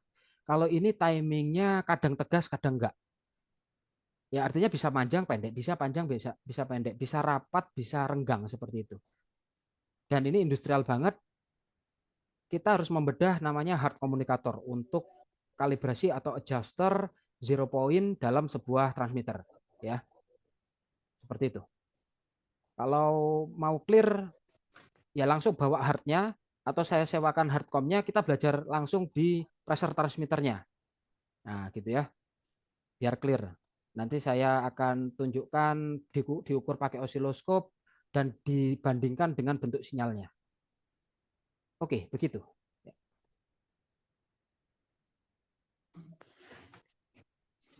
Baik Pak. Ini ada Oke. ini apa ya? Ini mungkin saya gabungkan aja ya. Dari Mas Dapa, apakah referensi TKT tersebut dapat diakses umum? Oke. Kemudian dari Mas Haris, mau jawab dulu yang Mas Dapa? Iya, Dava dulu. Oke, silakan. TKT, tingkat kesiapan teknologi ini umum dipublish ya. Kalau kita mengawal startup for industry ya, itu harus mengikuti TKT ya. TKT tingkat kesiapan teknologi. Jadi ada tingkat inovasi teknologi, ada tingkat kesiapan teknologi. Kalau tingkat inovasi teknologi mungkin alat teman-teman itu canggih banget, inovasinya tinggi, tetapi dia mungkin tidak siap diimplementasikan di masyarakat. Jadi ada tabel pengukurannya. TRL, tingkat readiness apa ya? Kepanjangannya apa TRL itu ya? Readiness level kalau tidak salah, ya tingkat kesiapan teknologi. Dari komponen, kemudian teknologi konsep, di POC atau proof of concept, kemudian diuji di level laboratorium atau skala terbatas ya. Kemudian apakah dia diuji cobakan di lingkungan yang sebenarnya Bentar, yang bahasa Indonesia aja ya. Ada panduan pengukuran TKT ya. Nah, ini deh. TKT 1 itu adalah prinsip dasar teknologi telah diteliti dan tercatat. Diteliti dan dicatat. Itu doang. Kadang dipublish di jurnal-jurnal atau conference. Bahwa ini prinsip dasar saja gitu ya. Kemudian diformulasikan konsep teknologi dan aplikasinya. Masih konsep, belum implementasi, belum realisasi. Kemudian TKT 3 dibuatlah prototipenya untuk membuktikan bahwa konsep itu memungkinkan. Berarti dia TKT 3 atau karakteristik penting secara analisis. Gitu ya. Kemudian TKT 4 validasi komponen dan sebagainya, bill of material, bill of susunan-susunan spesifikasi yang mengikat komponennya apa saja, misalkan bikin power supply 24 volt DC industrial misalkan. Itu rangkaian penyarahnya diodanya pakai apa itu didefinisikan di lingkungan laboratorium ya. Naik lagi teman-teman. Kalau alat teman-teman itu tahan, jalan, normal, fungsi, tidak ada masalah di lingkungan yang relevan, maksudnya kalau kita mendefinisikan misalkan bikin alat power supply untuk industri, dipasang tuh di panel. Panelnya masih di dalam kampus. Berarti itu lingkungan yang relevan. Itu masih TKT 5. Kalau ingin yang di lingkungan sebenarnya, dia akan masuk ke level ini, 7. Berarti benar-benar dipasang di panel industri. Apakah dia tahan kemasukan atau dimasuki tegangan atau arus naik turun dari naik turunnya listrik pabrik. Itu TKT level 7. Kalau 8, sistem telah lengkap memenuhi syarat. 9, bisa diproduksi massal dan memang terbukti keberhasilannya dalam ring waktu lebih dari 4 tahun misalkan. Nah, jadi ada pengukurannya. Alat-alat yang sering kita sering kita obrolin di forum Ardumeka, di Facebook, di WhatsApp, Arduino Indonesia dan sebagainya itu paling banyak dia ada di 6. Ya, dari 100 postingan misalkan saya akan katakan paling-paling yang masuk ke level 7 tidak lebih dari 10%.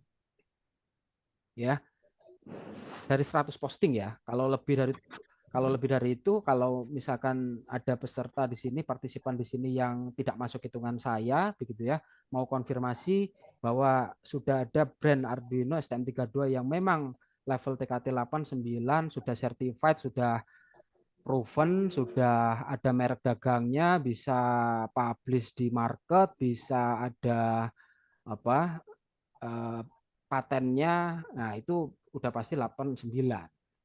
Nah, pengukuran-pengukuran ini perlu diketahui teman-teman. Jadi maksud saya untuk memotivasi teman-teman nggak hanya belajar gitu ya, nggak hanya belajar tapi coba bikin produk, dikawal sampai dengan dicobakanlah antar teman. Kamu punya pabrik ya, coba saya ini bikin PLC-PLC-an misalkan seperti itu ya. Saya titip ya 1 bulan misalkan seperti itu untuk mendukung proof of concept dengan biaya yang paling murah seperti itu, titip-titip dulu gitu ya. Kemudian ternyata ada masukan-masukan, tapi kan itu masukan-masukan dari real industri, real pabriknya. Enggak tahan itu transistornya jebol, panas, mikrokontrolernya langsung hang, baru startup langsung kehilangan program, mikrokontrolernya panas dan sebagainya. Itu masukan-masukan yang memang harus dilakukan,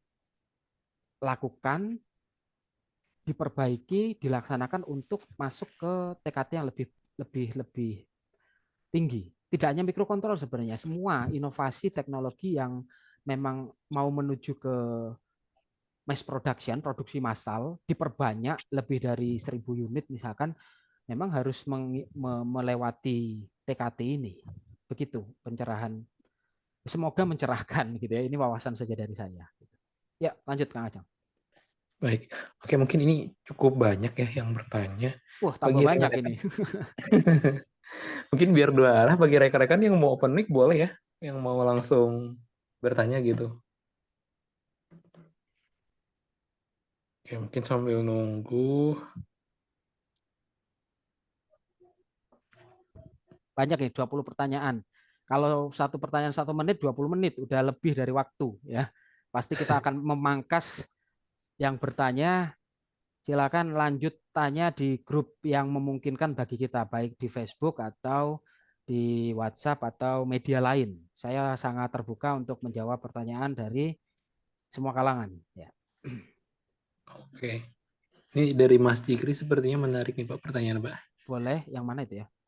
Nih, apakah jenis PLC yang worth it untuk pemula? Soalnya saya masih awam tentang PLC ya. Mana tuh ada Oke, saran seperti itu Pak. oke. Pertama saya tidak endorse suatu merek karena saya pengajar, saya merasakan semua fungsi dari merek yang beredar di Indonesia. Jadi tidak ada maksud untuk lebih condong ke satu merek. Ya, misalkan yang hadir di sini adalah salah satu prinsipal atau distributor suatu merek PLC, ya mohon maaf gitu ya. Pertama, untuk belajar PLC niatnya itu untuk belajar saja atau lebih dari itu. Maksudnya hanya belajar saja atau ujungnya mau dipakai untuk bekerja, itu dulu. Kalau untuk belajar, maka dua hal yang mengikat adalah mau belajar program atau hardware-nya juga. Nah, jadi terpecah-pecah ya. Kalau belajar PLC programnya saja untuk memahami konsep ladder secara umum, pakai simulator apapun masuk, nggak masalah. Mau pakai apa namanya ladder simulator Android atau PC dari dari konsep ladder, tapi itu kan tidak mengikat merek PLC, gitu ya. Nah, lanjutannya atau sambungannya adalah harus ke analisa hardware juga.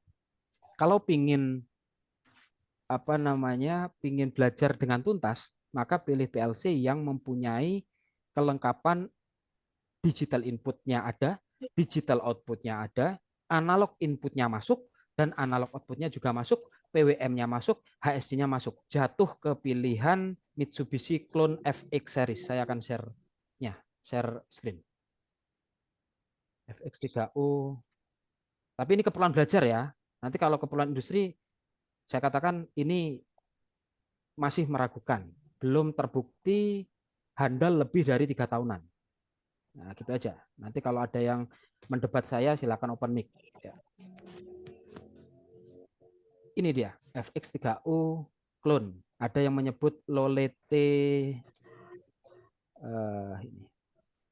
Harganya misalkan, harganya piro sih? Harganya ini 400-an. Gitu ya. Ini yang pingin lengkap, ada analog inputnya, ada analog outputnya, ada digital inputnya, ini lengkap. Yang kedua, bisa pakai brand Outsil Indonesia, karya anak bangsa. Artinya pertimbangan kalau ini murni harus menggunakan software. Silakan dibantu mute Kang Aja untuk saya bisa clear menjelaskan.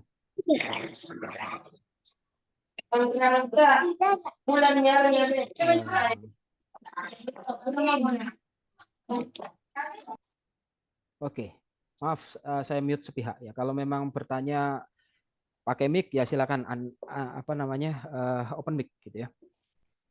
Nah, kalau kita mempelajari ini berarti bahasa pemrogramannya akan terikat di software namanya GXWorks.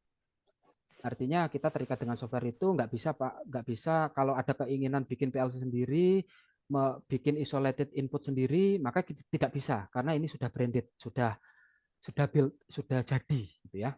Maka beralih ke Outsil Indonesia ya, Outsil PLC. Outsil PLC bentuknya seperti ini. Ya, itu. Nah, jawaban satunya kalau meniatkan ke bekerja, maka jawabannya ya banyak, bisa pakai Mitsubishi original FX3U atau Omron CP series atau Highwell atau Weekend ya, atau wah kok banyak Pak ya, sebenarnya nggak ada masalah dengan merek-merek itu ya. Kok Mitsubishi, ini Mitsubishi motor elektrik ya, maaf, Mitsubishi itu perusahaannya besar, ada Mitsubishi elektrik, ada Mitsubishi motor. Loh, simbolnya maaf FX3U. Nah ini gitu ya. Pemula cari PLC, gabung di grup PLC programmer, PLC jual beli untuk mendapatkan barang ini secara bekas. Bekas tangan keempat itu sudah harganya jatuh banget di harga-harga 600.000, 200.000, kadang ada konektor-konektornya sudah rusak, tetapi fungsi programnya masih jalan. Saya sering seperti itu, ya, menawar dari apa namanya eh, copotan mesin kita tawar karena keperluan kita belajar, gitu ya. Nanti kalau sudah bisa share di Ardo Mega seperti itu. Ya, tidak perlu beli baru. Ya kalau mampu beli baru, ya fungsinya mungkin akan lengkap, tidak ada penurunan fungsi. Gitu ya jawaban saya ya menjawab ya. Ada Omron CP1E juga ada, atau CP1L atau Omron series. Omron yang lama boleh CPM1, CPM2, atau mundur lagi itu ke series berapa ya? C200 misalkan. Tetapi teman-teman akan berhadapan dengan kendala Windows update. Maksudnya software-software PLC lama itu nggak bisa di-running di Windows yang baru. Software Windows yang baru itu pasti meminta software PLC yang memang merek-merek yang baru. Nah, itu kendalanya. Biasanya running VirtualBox atau VMware gitu ya untuk kembali menginstal Windows XP atau Windows 95 atau Windows 98. Oh, saya belum lahir Pak pada saat itu. Ya memang seperti itu apa namanya tahapan belajarnya gitu ya. Kalau ingin menyeluruh ya, menyeluruh hardware dapat, program dapat. Kalau cuma setengah-setengah, belajar apa ladder pakai simulator bisa start stop, bisa apa menang lomba tapi nggak apa namanya nggak bisa hardwarenya, ya sudah nggak usah melanjutkan. Oke, seperti itu jawaban saya. Assalamualaikum, Ya Mas ada, Ebu. ya boleh. Waalaikumsalam Pak. Itu kita untuk PLC mungkin agak sedikit ini ya untuk produk Thailand, Vietnam, clone itu, Yang tadi Pak, yang ini. yang LOLED itu, brand LOLED. Iya baik. Itu ada yang model apa yang apa ini 9 konektor untuk serialnya. Iya. Nah, itu gimana ya untuk istilahnya apa koneksi serialnya? Terkadang kita nggak bisa connect untuk mengupload atau mendownload program filenya gitu. Kalau model-model yang seperti ini kan biasanya dia pakai serial RS232. Nah, kalau Iya. yang mini apa ya? MD8M Mel itu. Nah, itu Mm-mm. kadang kita pakai yang brand aslinya kayak FX3U untuk apa konverter serialnya itu kadang nggak kebaca gitu. Oke. Nah, itu biasanya apa dari portnya yang memang switch-nya beda, apa Mm-mm. dari apa data RS23-nya yang beda gitu. Sampai kita gonta-ganti kebingungan juga gitu untuk kabel-kabelnya. Nah, ini untuk istilahnya antara hardware dan software biasanya terkendala dari komunikasi serial untuk upload download sih. Mungkin Iya yang bukan baik. yang efek 3U-nya yang apa ya? Yang Original. polos ya, bukan semi original. Oh semi Efek original malah. Oke. FX3. Oh, series berapa Pak? efek 3U coba low light di gambar, Pak. Sorry. Ya ini Google gambar sudah. Yang ini. Ini ya. Yang bawahnya Facebook tuh. Facebook ya. Bawah Oke. Facebook. Ya baik Pak. Mm-mm. Nah, seri ini kita pakai kabel serial aslinya yang efek 3U atau FX1N itu nggak bisa gitu untuk Oke. komunikasinya. Kabelnya itu original SC09 maksudnya Bapak. Original SC09 betul betul. Oke, iya, baik. Ya, oke, bisa saya jawab, Pak? Sudah Betul. pertanyaannya? Oke, siap siap. Oke, ya. Ya, ini adalah FX3U clone, baik yang berbentuk seperti ini atau yang casing transparan itu memang clone firmware dari FX1 atau FX3 yang secara secara komponen level converter di RS232 di dalamnya atau RS422 di dalamnya memang berbeda level, Pak. Jadi saya menjawabnya juga nggak bisa kasih solusi yang pasti. Tapi saya bisa kasih solusi yang pasti kalau memang Bapak pakai original yang FX3U yang merek putih, yang FX3U ori Mitsubishi ya, FX3U 16MR seperti itu. Tapi bisa Bapak filter atau kurangi dengan cara kalau pemakaian SC09-nya sudah ori gitu ya. Berarti memang Betul. dari kualitas level tegangan IC di dalamnya yang memang berbeda level tegangannya. Nah, Betul, tapi Pak. ada jalan juga kalau yang series ini, Pak, itu ada port AB485. Saya biasanya lebih terbiasa pakai 485 karena level tegangannya lebih tegas, tidak gampang turun dari 232. Nah, untuk 485 ini kita masih bisa untuk transfer data berarti, Pak ya? Bisa, kalau yang tipe ini tadi ada 485-nya enggak? Yang mana Ada. tadi? Ada ya, Tapi pakai 485, Pak. iya 485. Ya, itu lebih terjawab. Lebih Oh, saya katakan 80% solve, nah, connect. artinya Ya, aku nyari datasheet ininya, Pak. Nah, nyari datasheet untuk program komunikasi serialnya kan biasa kita pakai plc247.com ya. iya, Nah, di situ kan ada tuh untuk seri komunikasi dari Vatek entah dari ya brand-brand lain lah gitu kan. Dia kan ada tuh untuk ke HMI misalkan ke Wintech gitu kan ada serial komunikasinya. Nah, untuk brand ini dia belum ada untuk serial komunikasinya seperti itu.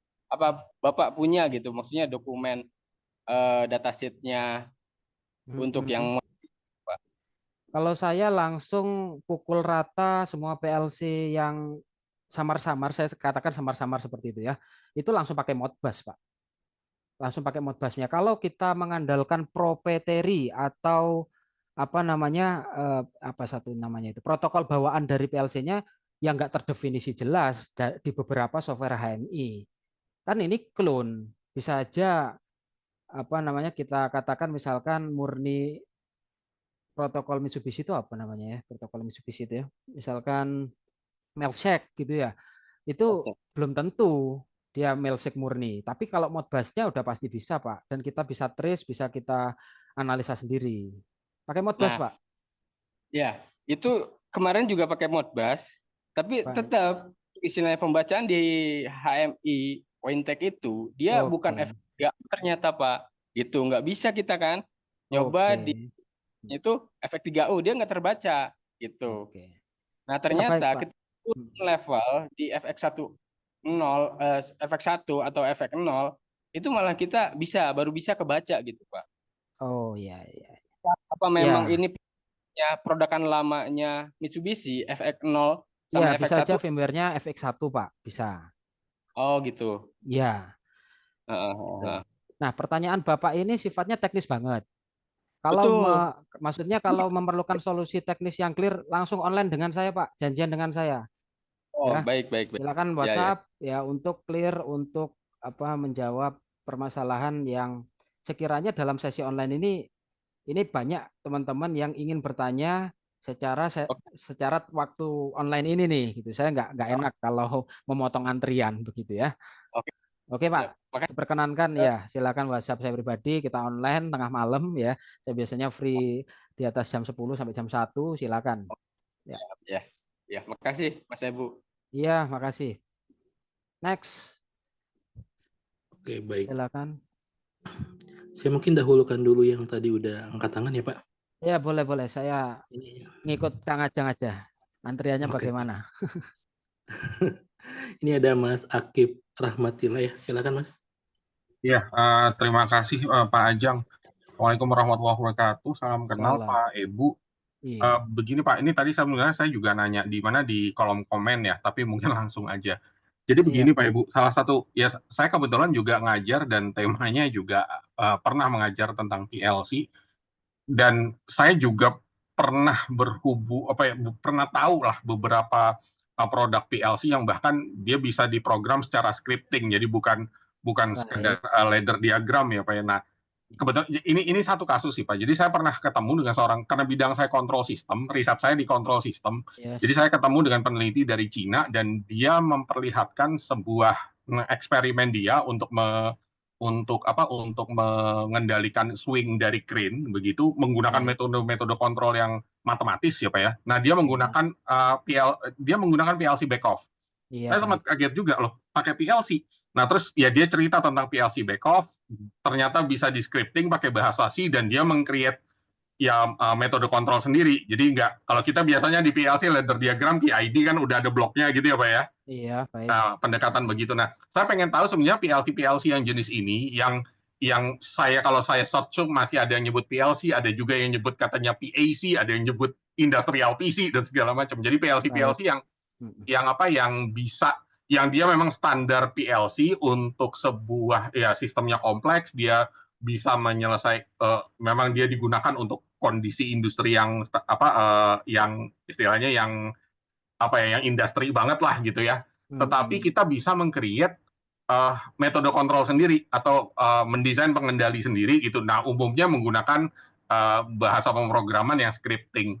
Nah, mungkin itu sih Pak Ibu saya ingin bertanya apa mungkin Pak Ibu pernah punya pengalaman dengan PLC jenis ini di luar Beckhoff merek Beckhoff itu sendiri atau ya saya juga nggak terlalu tahu tuh Beckhoff versi apa. Bahkan si mahasiswanya bukan si profesornya ya si mahasiswanya tuh bilang bahwa Pak itu PLC backoff itu kita bisa memprogram jadi programnya tuh bisa di-create dari MATLAB bahkan sampai seperti itu jadi dia ngembanginnya di MATLAB terus habis itu dia running keluar bahasanya di-upload itu ke mana ke PLC-nya memang kasusnya crane jadi aplikasinya dia benar-benar dia riset tapi aplikasinya benar-benar ke industri gitu ya Pak memang di apa untuk kerennya ini ya kerennya untuk peti kemas gitu.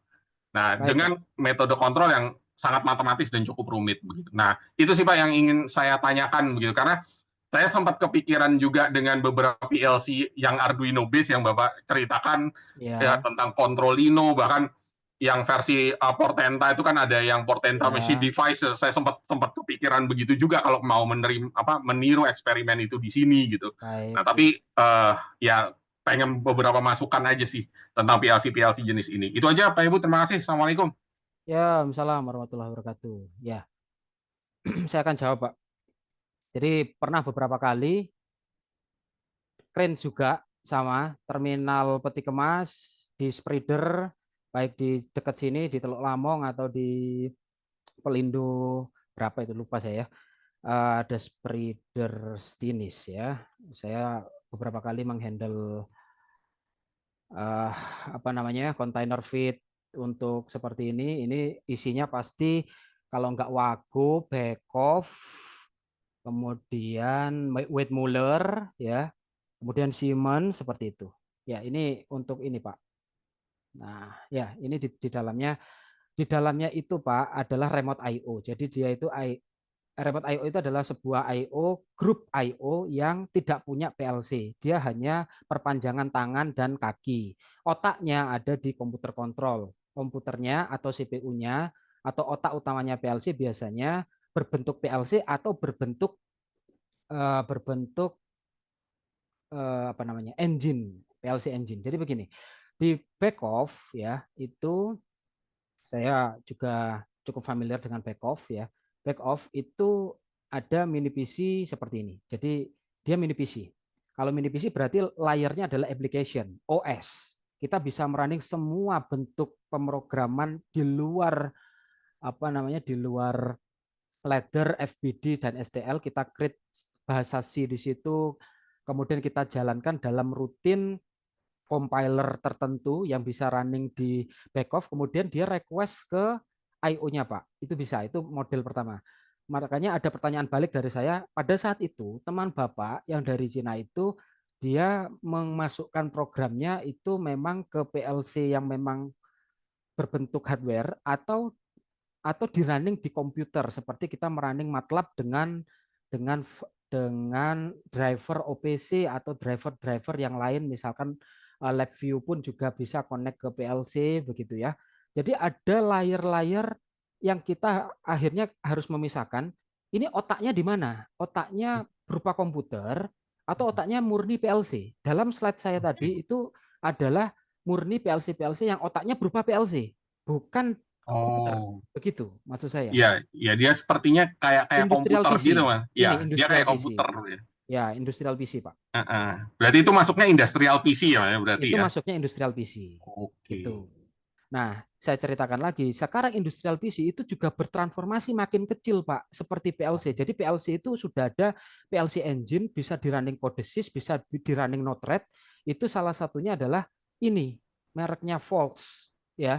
Ini di dalamnya adalah eh, bisa running beberapa platform seperti Node.js itu bisa, sehingga sekarang konsepnya bercampur kan, Pak, gitu loh. Ya, ya. Nggak hanya open source software dan tidak software branded yang berlisensi gitu loh sekarang. Nanti ditambahi di slot modul sampingnya itu adalah I/O-nya. Tapi ini langsung ada port VGA-nya atau HDMI-nya ke monitor bisa, Pak. Dia sebagai mini PC sekaligus PLC, ukurannya kecil. Nah, jadi mungkin cukup varian sekali PLC sekarang. Jadi slide saya tadi mungkin tidak bisa menjawab secara keseluruhan untuk pertanyaan yang spesifik seperti Bapak ya. Tidak semua adik-adik mahasiswa dan siswa tahu untuk perkembangan yang seperti itu. Oke. Mungkin kalau mau disimpulkan gini ya Pak Ibu ya, kalau misalnya PLC yang sudah termasuk industrial PC itu ya dia berarti seperti PC yang punya operating system sendiri gitu ya. Benar. Oke, ya. Ya. Oke, ya. Ya, makasih Pak Ibu. Ya. Oke, silakan. Mungkin satu pertanyaan lagi ya mungkin ya Pak. 2 lah, nggak apa-apa. 2 lah ya. Oke. Ya. Berarti saya coba yang dari ini dulu deh, yang dari chat. Baik. Ini, oh ya nih, kalau di lapangan sering disebut teknisi bahwa Jelio itu bukan PLC tapi mereka sebut relay. Apakah memang benar pertanyaan tersebut? Iya. Oke. Peredaran istilah smart relay dan PLC itu tergantung fungsi seberapa kompleks di lapangan. Ada Zelio kalau dia stand alone seperti ini, satu kotak kecil saja berdiri sendiri, maka saya katakan dia adalah smart relay saja. Tapi kalau dia punya ekspansi tambahan berupa modul Modbus TCP ada port Ethernet-nya dan dia bisa berkomunikasi di PLC yang lain, maka dia disebut PLC. Gitu. Ya. Pada dasarnya kalau cuman seperti ini saja, saya 80% akan menjawab dia smart relay. Karena memiliki sekuen program yang terbatas, I/O-nya terbatas, timer terbatas, counter terbatas, memori terbatas, udah terbatas semua. Dan itu ciri-ciri dari smart relay. PLC tidak hanya soal smart relay, PLC harus punya retentive mode, kemudian diagnostic value, ada backup and restore, punya kemampuan backup and restore, kemudian punya apalagi kalau layak disebut PLC gitu ya. Begitu sih jawaban saya ya. Jadi dilihat dulu kalau ada foto lapangannya. Jadi saya itu terbiasa melihat masalah itu detail. Tidak hanya cerita, Pak saya punya PLC apa, jenis apa, I/O-nya berapa, trouble-nya apa. Ya karena saya praktisi. Ya cukup banyak proyek-proyek yang sudah saya handle sehingga pertanyaannya mau level apa, mau level mahasiswa atau level sistem integrator. Begitu. Ya. Yuk next. Pertanyaan yang tadi boleh lanjut nggak Pak? Iya boleh Pak Febri. Kalau Hadir, Pak. Zelio itu harus menambahkan beberapa device sehingga dia layak menjadi selevel PLC. Berarti kalau yang PLC kompleks itu dengan ya yang I/O input output digital saja sudah disebut PLC ya, karena dia sudah memiliki syarat untuk disebut sebagai PLC. Seperti itu ya Pak Ibu ya. Benar Pak. Benar. Kalau dari pernyataan Bapak. Iya benar. Kalau Zelio ini kalau pakai Zelio begini saja dia adalah smart relay. Tapi kalau ditambahkan dengan device-device yang mendukung menjadi syaratnya level PLC, makanya bisa disebut PLC. Tapi kalau PLC, misalnya kayak FX yang paling kecil saja, itu tetap PLC dia ya. PLC dia, benar. Oke, makasih Pak Ibu. Iya, makasih. Ya Pak, makasih Pak. Satu lagi Kang Ajeng, tadi kan Pak Febri membantu Oke, konfirmasi statement aja, bukan bertanya gitu ya. siap Pak. Tadi itu ada Mas Mohridwan ya, tadi sempat Iya, angkat tangan. Silakan Mas, barangkali. Baik, terima kasih Ada. atas waktunya Mas Sarjang. Iya, Baik, silakan. Assalamualaikum warahmatullahi wabarakatuh Bapak-Bapak sekalian ya. Sebenarnya ya lebih menyambung ke Waalaikumsalam. tadi yang sempat dibahas juga dari Pak Akif ya. Iya. Ini mau curhat sih Prof ya terkait di tempat kerja Waduh, saya ada sih. profnya. Pak aja ya Pak Siap-siap Pak. atau Jadi memang Mas. di tempat saya itu Iya, ada 2 PLC. Yang satunya memang dia PLC Siemens ya, pakai 7300 sampai setuju. 7400. Terus Oke. yang di engine yang tadi sempat Bapak sampaikan juga itu dia pakai bisa dikatakan internal PLC yang di situ cuma ada I/O-nya aja. Remote I/O ya. Ya, dan di kami yang dipakai itu PLC Wago. Nah, Wago. kita ini sih Pak, yang mau saya tanyakan, kan di situ kita nggak bisa nih Pak untuk modify di sisi wiring diagram maupun di logic di dalamnya itu sendiri Pak ya. Itu Iya. kira-kira ada nggak Pak solusi atau mungkin apa ya cara lah biar kita bisa akses ke logic diagramnya. Kan di situ kan memang cuma ada I/O Pak ya, baik itu DI maupun DO, AI maupun Iya. AO ya. Nah, ketika kita mau modif nih dari salah satu proses logiknya di situ, kira-kira caranya gimana Pak ya? Oh ya, baik. Terima kasih Pak. S7300 atau S7400 dengan remote I/O Wago ya. Kalau dalam keperluan menforce atau modify watch table untuk ngedrive salah satu output di remote I/O, maka jawabannya kalau Siemens itu perlu dibuatkan watch table. Dalam arti begini, tahapannya apakah programnya di password atau enggak? Itu dulu pasti. Semua General PLC ya, enggak hanya Siemens ya. Itu kalau sudah programnya di password, password ini password untuk baca ataupun password untuk tulis, kita terbatas Pak, nggak akan bisa melakukan apa-apa, gitu ya. Itu langkah pertama. Kita sudah terhenti di situ, nggak bisa melakukan monitoring status atau ngedrive langsung wagunya, itu nggak bisa. Tapi ada cara kedua, yaitu karena ini sebuah remote I/O yang berprotokol tertentu, misalkan katakanlah Profibus atau Ethernet IP, maka kita lepas dulu, kita lepaskan dari masternya, kita lepaskan dari S7300-nya, kita lepaskan dari S7400-nya, kita drive sendiri pakai kode sys atau PLC lain yang memang bisa connect ke sini. Nah, jawabannya begitu sih. Begitu, Berarti Pak. ini Pak, kalau misal kita mau lebih tahu lebih dalam ya terkait logiknya seperti apa dari PLC Wago itu sendiri, berarti kita perlu PLC lain gitu Pak ya, sebagai apa ya backup atau bahkan untuk open di logiknya gitu Pak ya, atau seperti apa Pak? Yang langkah pertamanya harus punya program masternya, Pak. Program master di S7300-nya itu Bapak harus pegang. Bapak harus Siap. minta dari makernya. Apakah ada atau Bapak hanya beli fungsi dari dia, nggak ada programnya. Itu dulu. Harus punya programnya. Kalau sudah punya programnya, bisa langsung di online, Pak. Kalau tidak di password. Dari situ baru diketahui sekuennya, urutan prosesnya, safety-nya, itu dari program master semua. Ini dia hanya tangan biasa, dia nggak punya logic. Dia hanya diperintah dari master. Logiknya semuanya ada Mungkin di mungkin ini Pak, S7300-nya. mungkin yang perlu saya garis bawahi Pak, sebenarnya untuk Siemens yang S7 dengan PLC Wago itu dia terpisah Pak. Jadi memang dia saling berkomunikasi, tapi yang PLC Wago itu dia lebih dapat I/O itu langsung dari engine Pak, dari controllernya engine seperti itu Pak. Controllernya engine. Bentar. Iya. Itu Bapak yakin PLC Wago atau remote I/O Wago? Nah, itu kurang tahu juga sih itu Pak, karena dulu. di situ belum ada CPU atau apa ya, masternya gitu Pak ya. Kabelnya apa? Kabelnya warna hijau, Profinet atau ungu? Ungu, warna ungu Pak. Wah, Profibus. Berarti dia remote I/O, Pak. Oh, remote I/O berarti Ya, Pak ya. kebanyakan remote I/O. Gitu. Dia berarti Nah, diperintah oleh master. Masternya nggak tahu siapa. Bisa Minivisi, bisa PLC Siemens. Iya, iya, iya. gitu. Seperti halnya arsitektur yang saya akan buka ini. Ini adalah contoh S7300, dia komunikasi Profibus dan Profinet dengan beberapa remote I/O di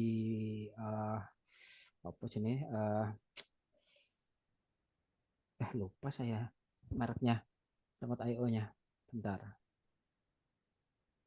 Nah, ini. Yang hijau adalah Profinet, yang merah adalah Profibus ya. Ini Pak. Jadi ada remote I/O itu pasif, dia menunggu perintah dari masternya, gitu. Siap, siap, siap. Gitu. Bapak harus punya program ininya, program masternya, untuk tahu flow-flow-nya, urutan-urutan prosesnya, gitu. Nah, seperti ini.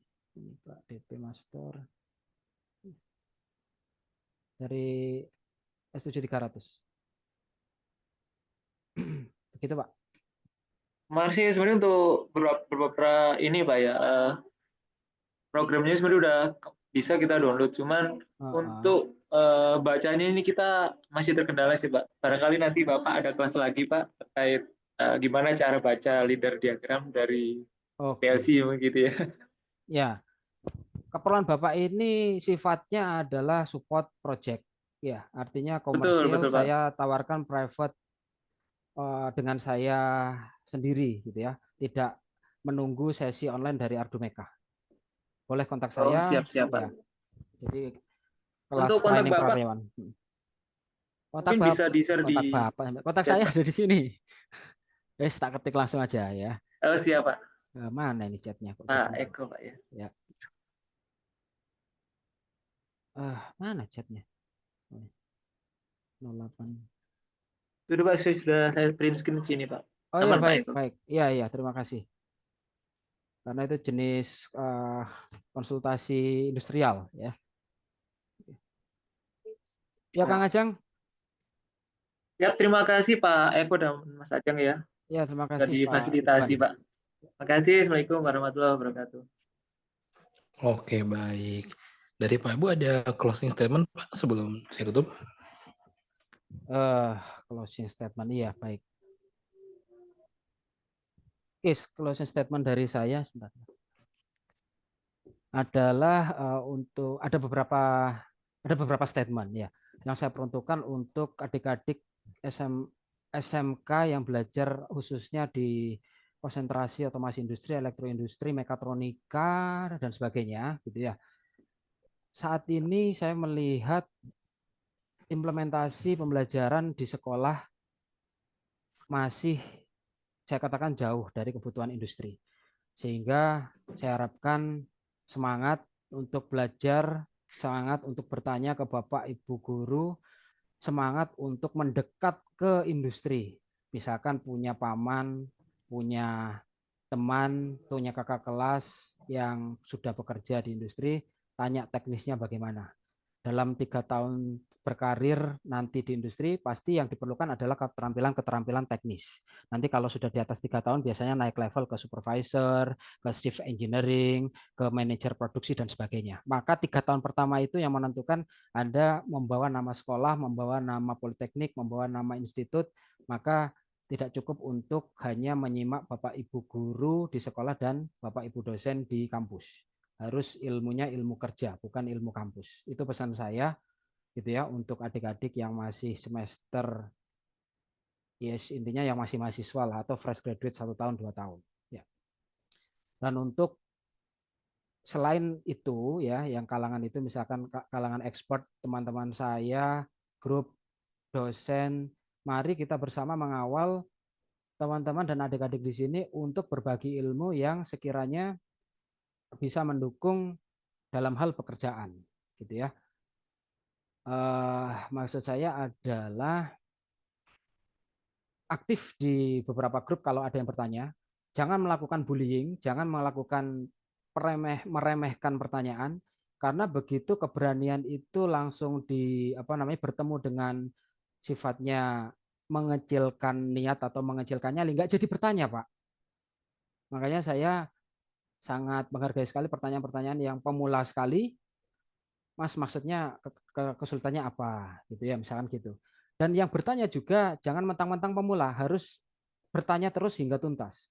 Kadangkala hanya menggugurkan tugas dari Bapak Ibu, tidak melanjutkan ke keperluan belajar untuk yang belajar sebenarnya. Nah, itu ya pesan saya. Selain teknis yang sudah saya bahas di materi ini, ada pesan moral, ada pesan semangat yang harus dilanjutkan oleh semua stakeholder, semua pemangku kepentingan dalam hal ini saja ya, dalam hal otomasi industri. Karena spesifik bidang saya adalah di otomasi industri. Saya berniat untuk gabung di semua grup, hampir di grup Arduino saya ada, Indonesia PLC Programmer dan sebagainya. Insya Allah ada saya di situ, dan menampung semua cerita dari kalangan operator listrik, tukang listrik tua, tukang listrik muda, mahasiswa dan sebagainya, karena itu adalah dinamika yang mereka rasakan. Ya, itu Kang Ajeng yang menjadi statement saya. Terus semangat di otomasi industri, belajar sampai dengan revolusi industri di atas 4.0. Masih banyak.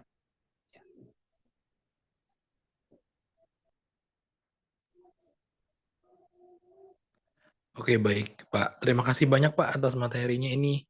Teman-teman sangat antusias sekali. Ini sampai masih bertahan nih Pak 100 orang Oh iya, di alhamdulillah. Zoom ini ya. Alhamdulillah Pak. Iya. Oke, baik.